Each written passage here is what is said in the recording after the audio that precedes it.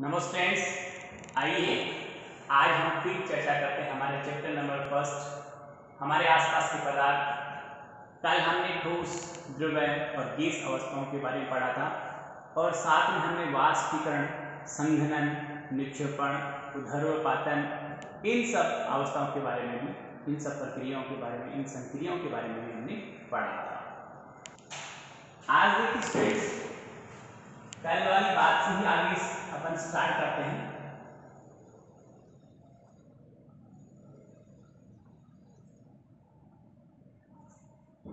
कि हमने पढ़ा था किसी ठोस को हम ऊष्मा देते हैं, गर्म करते हैं, तो वह संघनन क्रिया के द्वारा द्रव्य में बदल जाता है।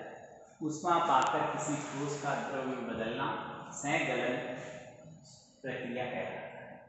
किसी द्रव्य का ऊष्मा उत्सर्जित करने पर ठोस में बदलना जमना कहलाता है। किसी द्रव्य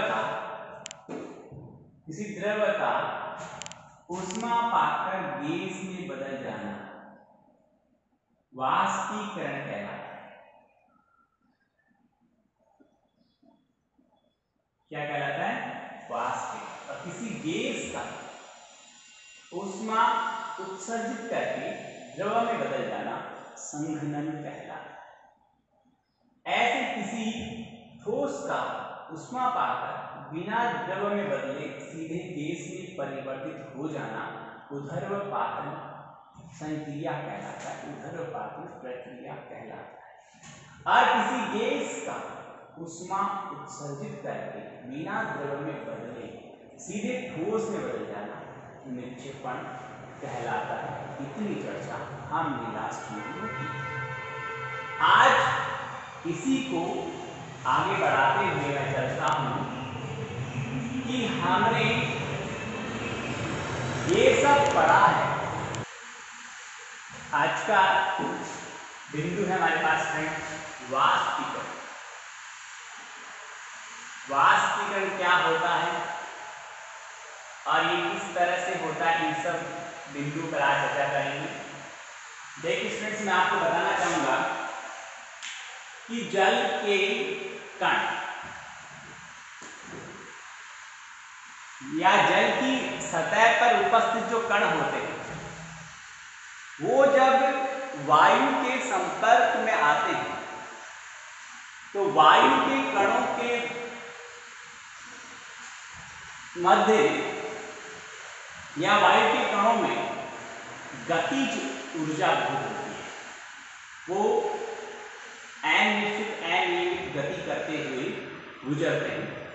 जब उन अनियमित गति करते हुए कणों के संपर्क में जल की सतह आती है तो जल की सतह पर उपस्थित जल के कुछ कण एक दूसरे कणों के आकर्षण बल से मुक्त होकर उस हवा में गति करना प्रारंभ कर देते हैं, हवा में गति करने लग जाते हैं। इस प्रकार धीरे धीरे जो कण ऊपर आकर्षण बल से मुक्त हुए थे जल की सतह पर, वो हवा में चलेंगे, धीरे धीरे बाहर की उष्मा गति ऊर्जा पाकर फिर उस आकर्षण बल से मुक्त हुए, फिर वो हवा में चलेंगे, फिर नीचे वाले कण वहां पर आगे सतह पे फिर उन्होंने वायु के कणों के संपर्क में आकर गति ऊर्जा प्राप्त की और उस द्रव्य के जो कणों के आकर्षण बल से मुक्त हुए, फिर वो वायु में चलेंगे, वायुमंडल में चलेंगे। इसी तरह से धीरे धीरे स्लो प्रोसेस में वो सतह के कण हैं वो धीरे धीरे उड़कर और हवा में वायुमंडल में फैल जाते हैं।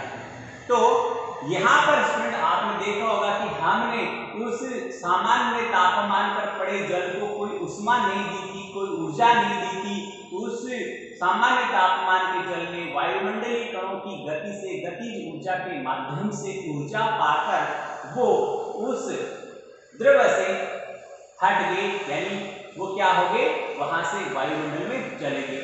पर आपको पता है जब तक द्रव्य वाष्प में नहीं बदलता तब तक वह वायु में गति नहीं कर सकता। तो ये प्रक्रिया क्या हुई कि वो द्रव्य था, उसके कुछ कण वायुमंडलीय कणों के संपर्क में आकर गतिज ऊर्जा पाकर वाष्प में परिवर्तित हो गए और धीरे धीरे वाष्प में परिवर्तित होते गए और वायुमंडल में मिलते गए। तो ऐसी प्रोसेस, ऐसी प्रक्रिया जिसमें बिना या क्वथनांक ताप के नीचे ताप पर जल के कण स्वतः ही वायुमंडल में गैसीय रूप में परिवर्तित हो जाते हैं, इस प्रक्रिया को हम वाष्पीकरण कहते हैं। सुनिए, वायुमंडलीय तापमान पर किसी द्रव के कणों का वाष्प में बदलना वाष्पीकरण कहलाता है। सुनना ध्यान से, वायुमंडलीय तापमान पर किसी द्रव के कणों का गैस में बदलना या वाष्प में बदलना वाष्पीकरण कहलाता है। अर्थात दूसरे शब्दों में परिभाषा सुनिए कि क्वथनांक से निम्न ताप पर, क्वथनांक 100 डिग्री सेल्सियस होगा, क्वथनांक से निम्न ताप पर, बहुत कम ताप पर किसी द्रव का वाष्पीकरण होना या वाष्प में बदलना वाष्पीकरण कहलाता है। तो यहां पर हमने देखा कि बिना किसी तरह की उष्मा दिए, बिना किसी तरह की ऊर्जा दिए एक द्रव्य वाष्प में बदल रहा है वायुमंडलीय तापमान। तो स्टूडेंट्स, मैं आपको ये बताना चाहूंगा कि जो वाष्पीकरण वायुमंडलीय तापमान पर हुआ, बिना किसी उष्मा ऊर्जा दिए हुआ और वायुमंडलीय कणों से गतिज ऊर्जा प्राप्त करके हुआ, तो ये जो वाष्पीकरण की प्रोसेस है वो किन किन बातों पर निर्भर करती है। कभी ज्यादा होगी, कभी कम होगी और कभी बिल्कुल रुक जाएगी। इसके बारे में हम चर्चा करते हैं। पहले वाष्पीकरण क्या है उसके बारे में थोड़ा सा लिखूंगा। मैं आपको ये बताऊंगा कि वायुमंडलीय ताप या क्वथनांक से कम तापमान पर द्रव का वाष्प में परिवर्तन होना, ये मैंने आपको बताया अभी। क्या बोला? क्वथनांक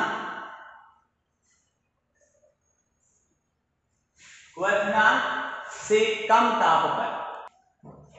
तो स्टूडेंट्स, हमने कहा था क्वथनांक से कम तापमान पर किसी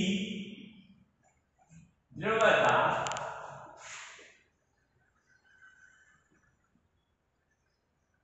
गैस में बदल जाना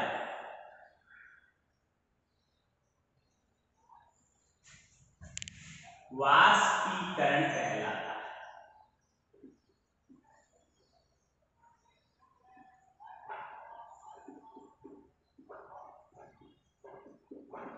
समझिए, क्वथनांक यानी जिस तापमान पर कोई द्रव उबलना, बॉइल होना स्टार्ट होता है, boiling point of any liquid. तो below the boiling point, if any liquid becomes change in gas।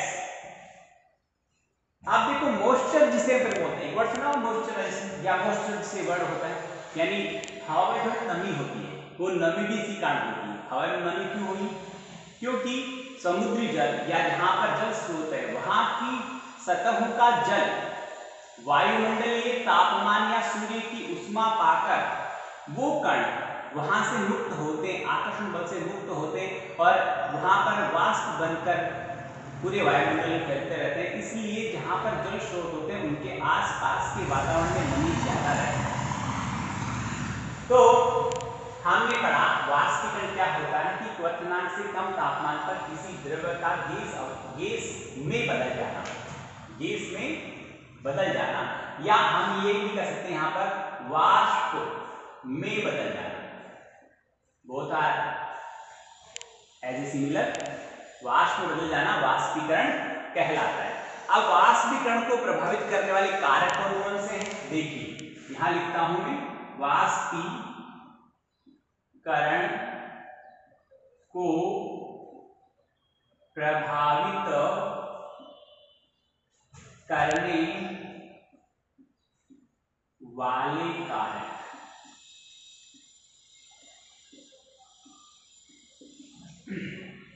First देखिए स्टूडेंट्स, फर्स्ट होगा हमारा कि क्षेत्रफल। सतह का क्षेत्रफल, सतह का क्षेत्रफल। अब सुनिए, बहुत शानदार क्या बोल रहा हूं आपको, सतह का क्षेत्रफल। आप एक गिलास पानी को एक बड़ी प्लेट में डालकर धूप में रखें और उसका ऑब्जर्वेशन करें 1 घंटे, 1.5 घंटे, 2 घंटे बाद, और एक गिलास में उतना ही पानी डालकर रखें और एक छोटा सा जिसका मुंह हो खुला ऐसी बोतल में पानी डालकर आप ऑब्जर्व करेंगे स्ट्रेस कि 3-4 घंटे बाद आपको यदि तेज धूप है और आपने छत पे रख दिया है उस पानी को, तो 2-4 घंटे बाद आपको प्लेट में पानी मिलेगा ही नहीं। गिलास में पानी मिलेगा पर बहुत कम मिलेगा, बहुत थोड़ा मिलेगा। और जो बोतल थी जिसका मुंह बहुत कम क्षेत्र में खुला था, बहुत कम क्षेत्र उसका वायु के संपर्क में आ रहा था, क्योंकि उसका मुंह भी छोटा सा था, खुला भी कम था। गिलास थोड़ा ज्यादा खुला था, इसलिए उसका ज्यादा पानी का ज्यादा भाग वायु के संपर्क में आ रहा था। और प्लेट बहुत बड़ी थी, तो पूरा का पूरा प्लेट का एरिया तो वायु के संपर्क में आ रहा था। आप देखेंगे इस स्थिति में सबसे कम पानी या नील, जिसमें बिल्कुल ही पानी नहीं बचेगा, वो स्थिति प्लेट की होगी। गिलास में पानी थोड़ा सा बचेगा, बहुत कम बचेगा, जबकि उस बोतल में जिसका मुंह बहुत पतला था उसमें बहुत ज्यादा पानी बचेगा, बहुत ही कम मात्रा में पानी वाष्पीकृत होगा। कारण क्या था? कारण ये था कि जितना ज्यादा पानी की सतह का क्षेत्र बढ़ता है, अर्थात जितना ज्यादा पानी का क्षेत्र या पानी की सतह वायु के संपर्क में आती है, उतना ही ज्यादा उस द्रव का वाष्पीकरण होता है।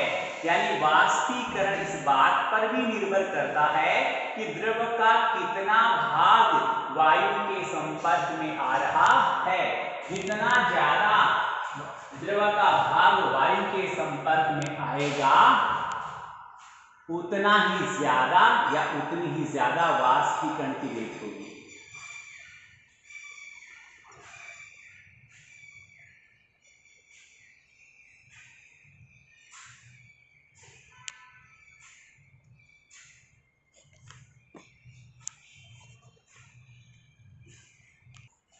दूसरा रीजन सुनिए, एग्जाम्पल के साथ आप समझते हो क्या है। दूसरा रीजन सुनिए, तापमान।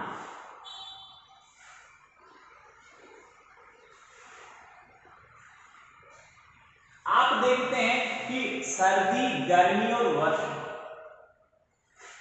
इन तीनों में से हम 2 ऋतु की बात करें कि गर्मी और सर्दी, सर्दियों की तुलना में गर्मियों में वाष्पीकरण की दर तेज होती है। गर्मियों में पौधे भी कम वृद्धि करते हैं और पौधों पर पत्तियां भी कम होती है।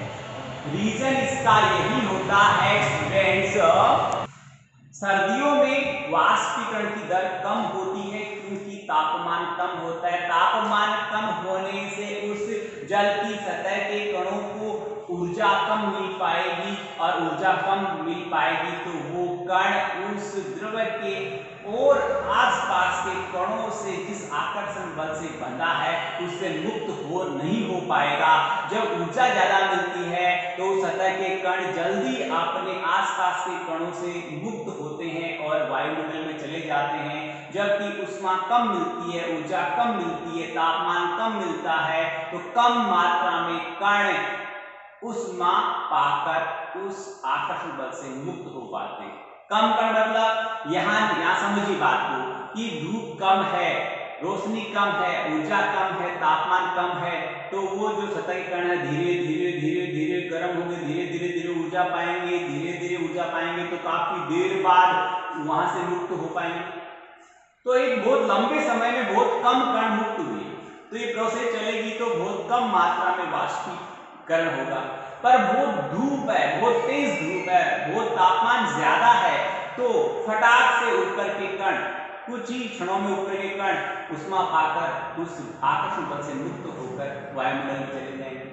फिर यहाँ जो ऊपर वाले चलेंगे तो यहाँ दूसरे आ गए, वो फिर पाएंगे उष्मा तापमान और वहां से मुक्त हो जाएंगे। ये प्रक्रिया बहुत तेजी से चलेगी, उसकी गति बहुत ज्यादा होगी, तो तापमान बढ़ने के साथ वाष्पीकरण की गति या दर भी बढ़ती है, तापमान कम होने पर वाष्पीकरण की दर भी घटती है। तीसरा पॉइंट देखिए, थर्ड जो हमारा पॉइंट आएगा वो होगा कि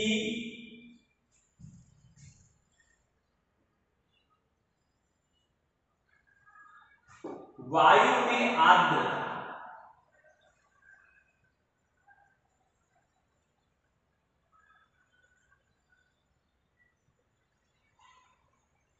वायु में आर्द्रता से मीनिंग है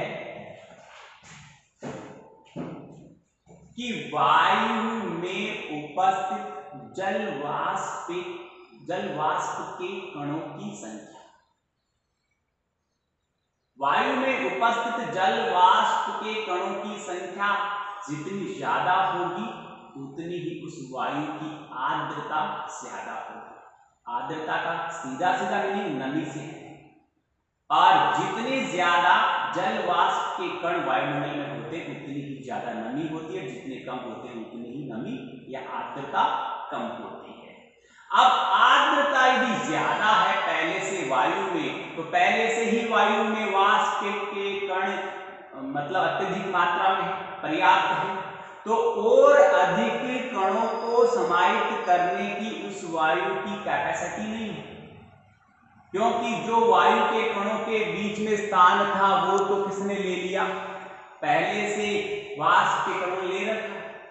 यदि उस पानी की सतह के कण फिर से मुक्त होकर यदि जाना चाहते तो आसपास की वायु के कणों के मध्य ही जाएंगे, जो दो कणों के मध्य स्थान है उसमें जाकर वो वाष्प के कण स्थान लेंगे। पर पहले से वहां यदि आर्द्रता ज्यादा है तो पहले से वहां पर्याप्त मात्रा में वाष्प के कण, जल वाष्प के कण विद्यमान है, तो और अधिक कणों को समाहित करने की, ऑब्जर्व करने की कैपेसिटी उस आसपास की वायु में नहीं होती है।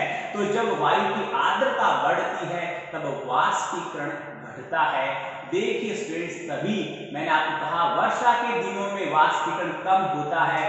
वर्षा यदि होती रहती है, बादल बने रहते हैं, कुछ थोड़े थोड़े दिनों में बारिश होती रहती है, तो आप देखें कि खेतों में, नदियों में, तालाबों में पानी भरा रहता है, क्योंकि बारिश के दिनों में वायुमंडल में आर्द्रता बहुत ज्यादा होती है, जिससे वाष्पीकरण की दर कम हो जाती है और कई दिनों तक तालाब, नदियां, खेतों में पानी भरा रहता है। पर वो पानी जो ही गर्मी आती है एकदम से सूख जाता है, क्योंकि वायु की आर्द्रता जैसे कम होती है वैसे ही वाष्पीकरण की गति बढ़ती है और वो पानी फटाक से वाष्प बन के वायुमंडल में समाहित होता रहता है। तो समझ में आई, आर्द्रता बढ़ेगी तो वाष्पीकरण की दर घटेगी, आर्द्रता कम होगी तो वाष्पीकरण की दर बढ़ेगी। आप देखिए चौथा और लास्ट पॉइंट, चौथा और इसका लास्ट पॉइंट ये स्टूडेंट्स, ये फर्स्ट था, ये सेकंड था, ये थर्ड है और ये फोर्थ है।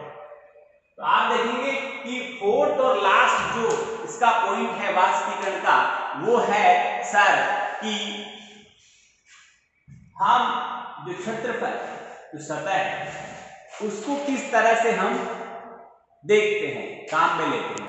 इसका मीनिंग यहां पर ये है स्टूडेंट्स कि जैसे से वायु की गति बढ़ती है, वायु की गति, द स्पीड ऑफ एयर, वायु की गति पर भी वाष्पीकरण निर्भर करता है।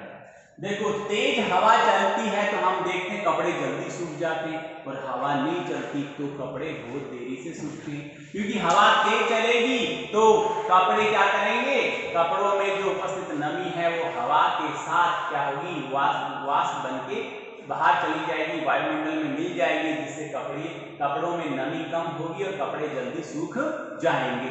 यानी आप देखेंगे कि वाष्पीकरण की जो गति है वो वायु की गति पर, वाष्पीकरण की दर है वो वायु की गति पर भी निर्भर करती है। जैसे जैसे वायु की गति बढ़ेगी वैसे वैसे वाष्पीकरण की दर भी बढ़ेगी। ये 4 पॉइंट थे जो वाष्पीकरण की को प्रभावित करने वाले कारक थे। स्टूडेंट्स आगे हम पढ़ते हैं कि वाष्पीकरण के कारण शीतलता कैसे होती है, ठंडक कैसे होती है।